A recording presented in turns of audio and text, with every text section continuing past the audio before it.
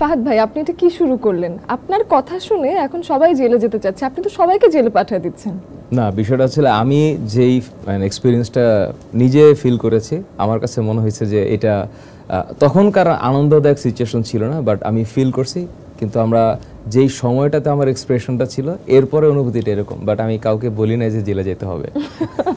কিন্তু অনেকেই এখন সবাই জানতে চায় যে আসলে জেলের ফ্যাসিলিটিটা আসলে কেমন। তো সেই ক্ষেত্রে অনেকেই বলছে, মানে আপনারও বেশ কয়েক জায়গায় আমি ছোট ছোট ক্লিপ দেখেছি যে আপনি বেশ এক্সাইটেড যে জেল তো মানে অনেক মজা।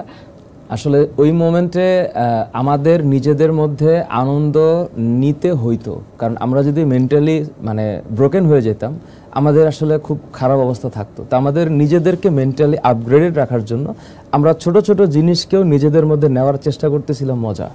তো জেলে যে যাব, তো আমরা তো এটা জানতাম না যে জেলে যাব।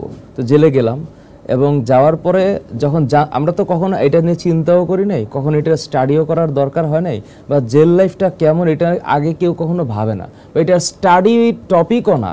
কিন্তু আমরা যখন পড়ে গেলাম, আমাদের বাস্তবতাটা যখন এরকম হইলো, তখন দেখলাম যে জেলখানায় পিৎজাও পাওয়া যায়, জেলখানায় হচ্ছে কোল্ড ড্রিঙ্কসও আছে, আবার হচ্ছে জেলখানায় সাবান, টুথপেস্ট, টুথব্রাশ, আবার একসাথে গোসলও করা যায়, অনেক কিছু, আবার বিরিয়ানিও পাওয়া যায়। তো এই জিনিসগুলো আমাদেরকে ওই মোমেন্টে অনেক বেশি চার্মড করতেছিল, যে তখন টাকা আসছিল হাতে, তো ওই টাকার তো ব্যবহার হইতে হবে, তো ওই ব্যবহারটা করার যে উপকরণগুলো সামনে আসতেছিল, তখন সেগুলো আমাদেরকে খুব প্লিজ করতেছিল।